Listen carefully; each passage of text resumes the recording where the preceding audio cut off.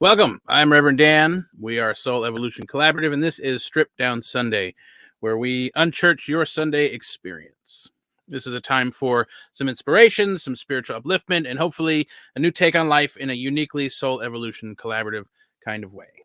We have stripped down Sunday mornings to offer you this streamlined yet powerful experience to bring an updated message of inspiration to the world at a time where it seems like we might all need it the most.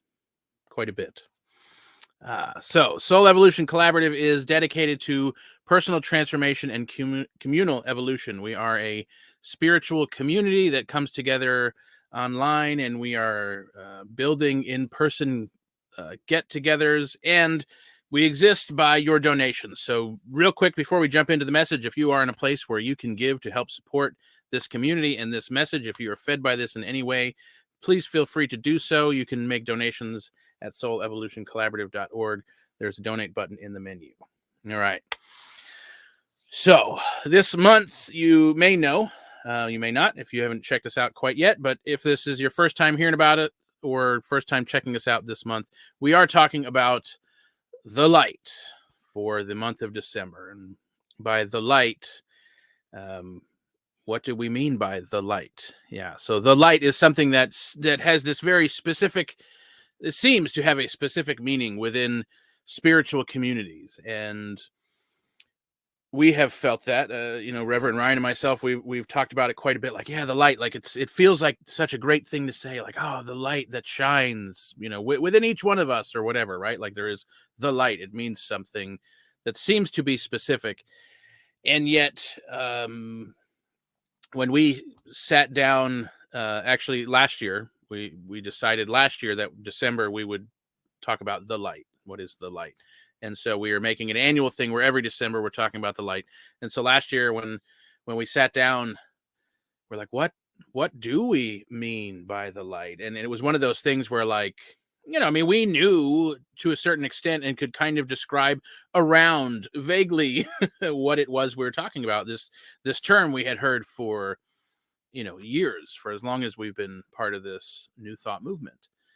And yet it was like, here's another one of those jargony sayings that could probably benefit from a specific definition, from taking the time to really define what we mean when we say this phrase. What does the light mean? And so December last year, we spent the 31 days of December celebrating, recognizing the light and all the different aspects of light. And so we turned that into an event. And so we're doing that again this year. And along with that, our Strip Down Sundays and our weekly themes are also all about this light. And so this year we decided we would take we would use this metaphor. We would take the literal understanding of light, define it in a couple of ways, or look at some specific aspects of light that are clearly defined in specific ways, and then apply that metaphor to our spiritual understanding of the nature of life, the nature of the universe and whatever created it, and what relationship we might have to it. And so it's been a really fascinating process to do that, to take this literal understanding of light and to look at words that are really common in maybe photography or in a stage setting where there is lighting, or even perhaps painting with mixing of colors and things. But looking at the light, what we realized was, in this movement within Science of Mind, within New Thought, the light, and probably even within Christianity and maybe even Judaism and other major religions, that the light is really a metaphor for understanding life itself. That the light is, that which shines, right? The light is kind of everything. And so what we have done, what we have found, is that these definitions have cleared up some of the understanding of my light, the light that I have, the light that you have, the light that we share, the light that exists, right? And so the words that we have looked into already this month. First week, we looked into brightness and intensity. And then this week, we are looking into hue and tone. And I'm going to add another word in a moment to that. But brightness and intensity, it kind of is kind of obvious, right? Brightness, how bright a light is, right? And then intensity sounds like it's the same thing or similar, and yet it's actually not. They're actually very different and in a lot of ways opposite. And what I found was, at least for me, understanding brightness and intensity and how they are the same and how they differ actually helped me understand a lot about the nature of how I show up as a person in this world. And so I think that that is probably helpful to others. And so brightness is actually the perception of the human eye regarding the way a specific light shows up. So it's how I perceive a light to be showing up. Whereas intensity is the measurable uh, intensity. It's the measurable level of light that is coming from any light source. So you can measure the intensity of a light. It doesn't change. It is that intensity is a measurable unit, right? Whereas brightness is all about perception. And so brightness can change depending on how close or far I am to a light source, depending if I have sunglasses on or not, or a whole slew of things. And it might even be different from person to person, that the way I see this light might be different from the way somebody else sees this same light. And so brightness, what was interesting about brightness when we talked about it last week was so often I think we hear, like, in the let your light shine kind of conversation, we hear about the brightness of our light, or let your light shine brightly, or we hear about someone's light dimming. And what I realize is that it is so much of a perspective thing. And so how I perceive my light to be shining or someone else's light to be shining is so much more about brightness, is so much more about my subjective view of that thing than it is about the objective intensity of the light that I'm shining, the light that someone else is shining, the light that just exists. And so that was like, oh, the light, right? Life itself and the thing that we are all a part of shines. And we may shine with different intensities at different times, but our perception of that intensity is affected by our stories, our patterns, our habits, whatever we're making up about it. And when the brightness, I'm talking about how we are showing up as people, how we shine in the world, right? So we look at light literally. A light could be shining with a very high intensity, but if it's behind something else, my perception of it is way less than maybe somebody who's standing right in front of it. Or if I'm far away from it, my perception of it is way less than someone who's standing really close to it.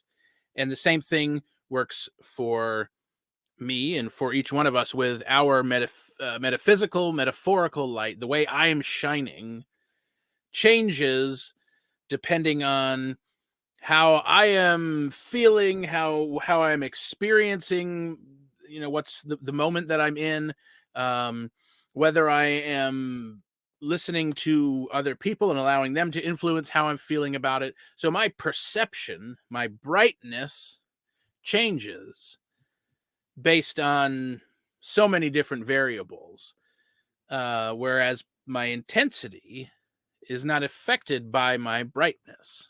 Now, that might not mean, our intensity may also change, but objectively speaking, we can look at our intensity um, and see that as a measurable idea. But our brightness is our perception of whatever level of intensity our light is at.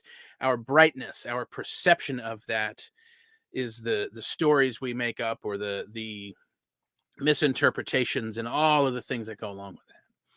So when we take this a step further this week and we are looking at hue and tone, again, two things that seem very related, and yet in a lot of ways they may also be opposites. Hue, the pure color of a light, whereas tone is actually what happens when you start mixing together these different hues.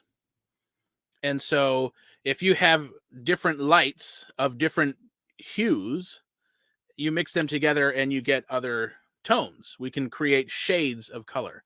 And what's really important about this, we found, is understanding the hue is critical when mixing light to get the light that we're going for. Like, we can experiment. You can mix together any color of light you want and just mess around with it until you get the color that you want. But if you know you have a perfect red and you know you have a perfect blue and you mix them together, you're going to get the ideal purple. If we have a perfect red and a variation of blue, an already shaded tone of blue, we mix them together, we can probably gauge closely what shade of purple we're going to get. But it's going to be a shade, right? We're creating another tone out of hues and tones that already exist. And so when we take this idea and superimpose it on our metaphor here of life, the hues are the diversity of life. Life shows up in all kinds of different ways, and all of those ways are inherently perfect. And yet, really often, probably always, we grow up and learn things from certain places that may not always be accurate or true. And so we have these misunderstandings of those different hues where we have already shaded that. We've put a filter over that hue to make it something that it's not. And so we're here trying to mix what we think are perfect colors, not understanding that we've already created these different shades of color to try and mix them together, and we're not getting the thing we want. And so we're in that experimental, like, mixing of hues and tones and creating all kinds of different shades and things, going like, well, that's not what I thought was going to happen, not realizing that we learned very early on to put all of these filters on all of these different places. And so people of skin tone, people of different skin tone, people of different income, people of different location, people of different whatever label, whatever dynamic we want to look at, so often we've put filters over our belief. Our belief has created a filter that in our eyes, in our perception, covers up that hue, or that creates a tone, a shading of that person or a group of people, or whatever the story is, whatever we've picked up, whatever our bias is, whether we recognize it or not, whatever our bias is, says we've just known it.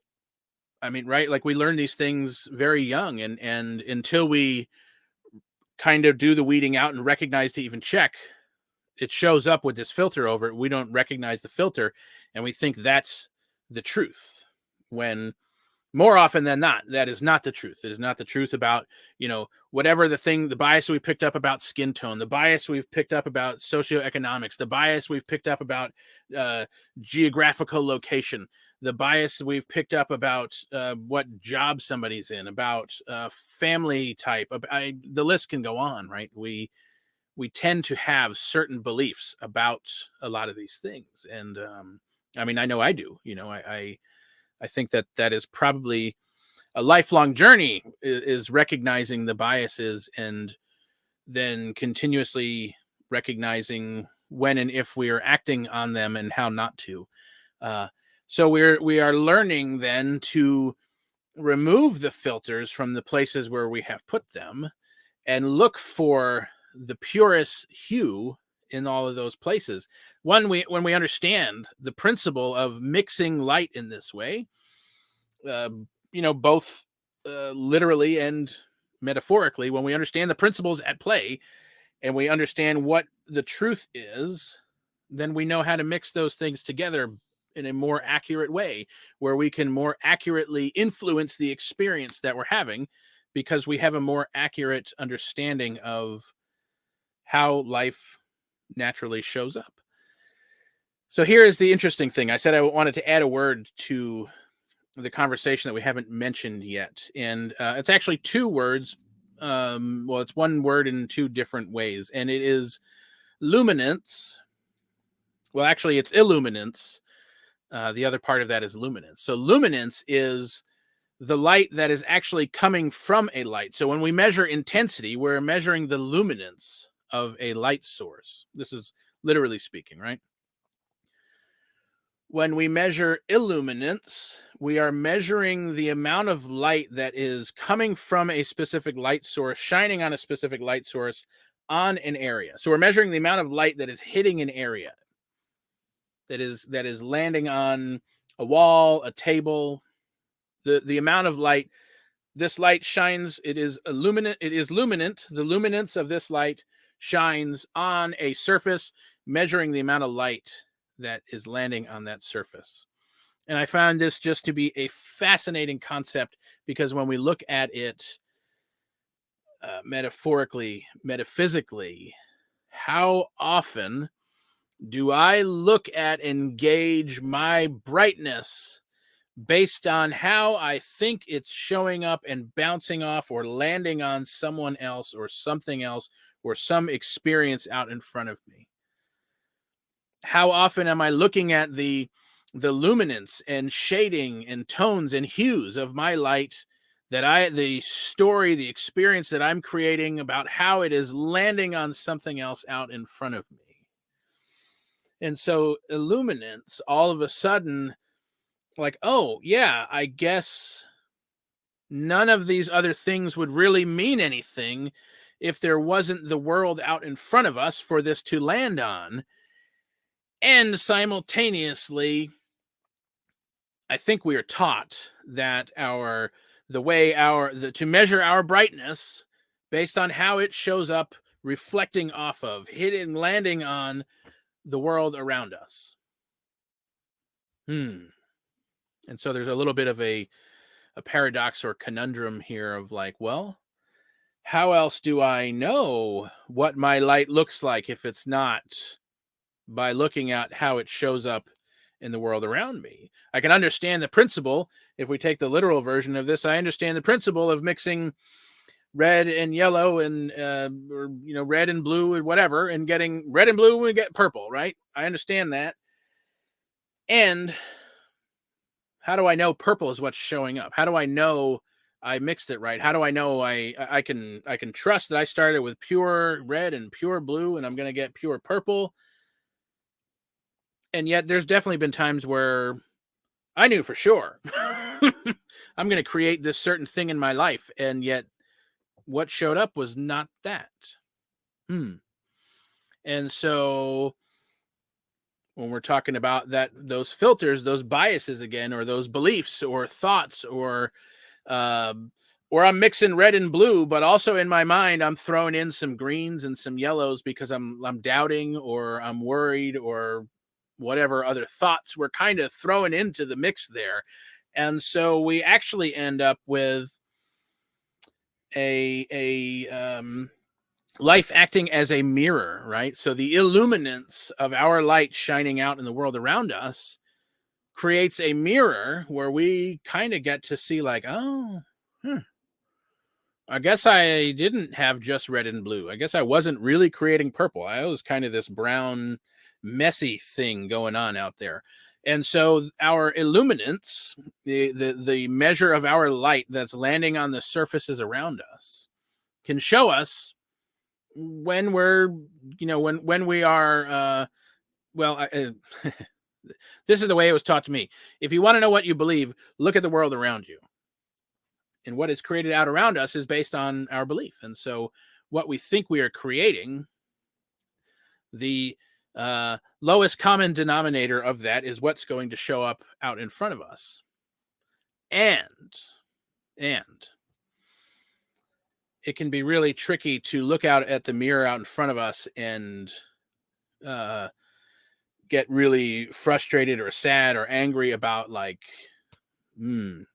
I don't want to take responsibility for all of that. And so there is a balance, because we are not creating all on our own. If I shine a red light on a blue wall, I might be shining purely red. The wall is still blue. It's still going to be purple, right? Or if I'm mixing together a red and a blue light and shining it on any other color, it's going to mix in that other color into the purple. So yes, life is a mirror, and we do not create in a vacuum. We have to take into consider illuminance, not only from the sense of how do I measure the light that I'm shining, but also what is it shining on? Because my luminance will most likely measure differently than my illuminance. And so we measure that through observation. Is what I'm seeing the thing that I want to see? Am I influencing my experience in a way that is creating the thing that I want to see?